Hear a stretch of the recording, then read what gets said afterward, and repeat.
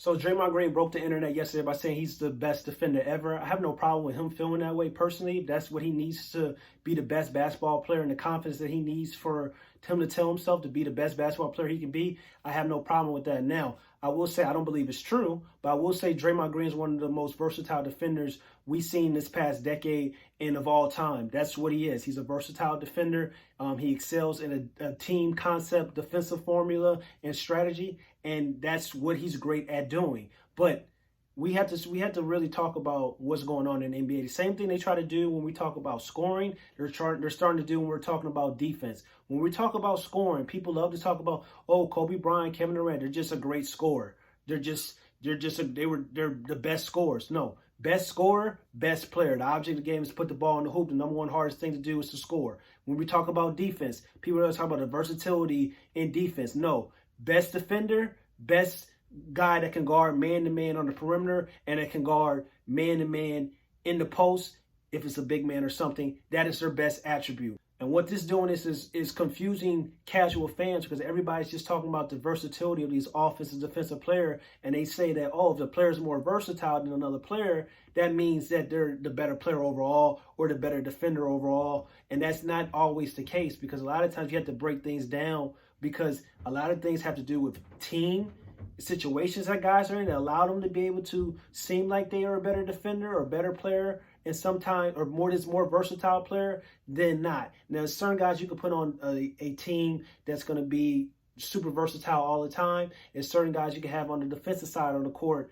that's going to be, a versatile defender because that's just what they do. And this is a problem what's going on. And I really kind of blame how we're giving out these awards and how casual fans are viewing the awards that are giving to these players that are making some of these players believe that from the national media standpoint that, Rudy Gobert is the best defender in the league when in contrary to popular belief, Rudy Gobert is probably not even the top defender in the league if we really break things down. But he's such a versatile defender, shot contest, help side defense, rim protecting the rim. And people say, oh, he's the best defender overall. But he does what he does the worst, which is the most important aspect when it comes to defense, actually guarding.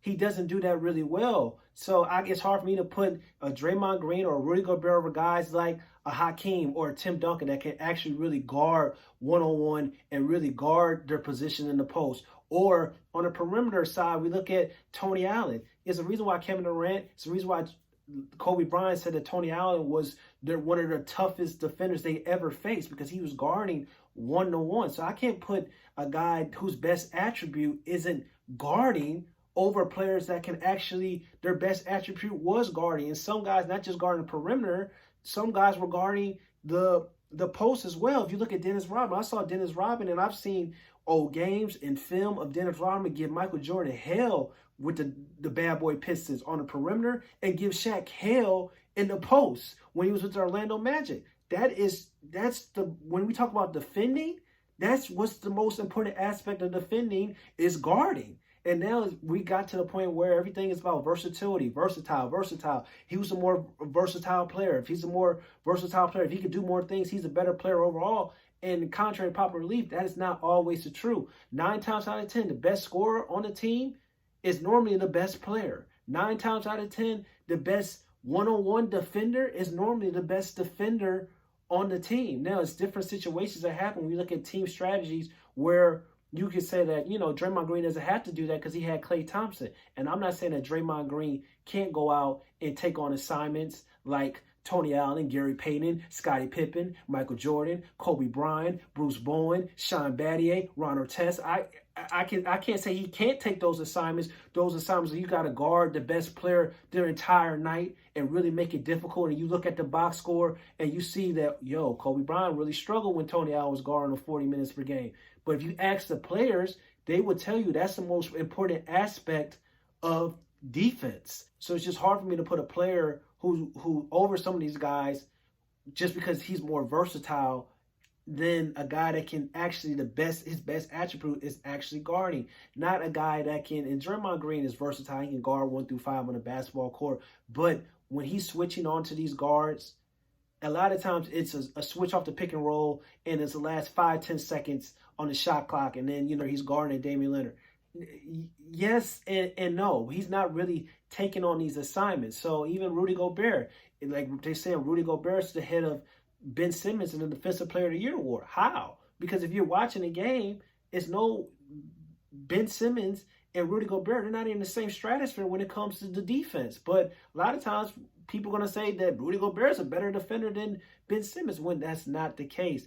It's the same reason why on the offensive side of the floor, Russell Westbrook, who's more versatile than Stephen Curry, but Stephen Curry's impact on the offensive side of the ball, and he's a better scorer than Russell Westbrook, is the reason why his entire career, Stephen Curry has been better than Russell Westbrook. Same on the defensive side of the floor. It's a reason why just because Draymond Green may be more versatile than a Michael Jordan, but Michael Jordan was actually guarding Clyde Drexler. Scottie Pippen was guarding Clyde Drexler and Larry Bird and all these great guys and stuff like that.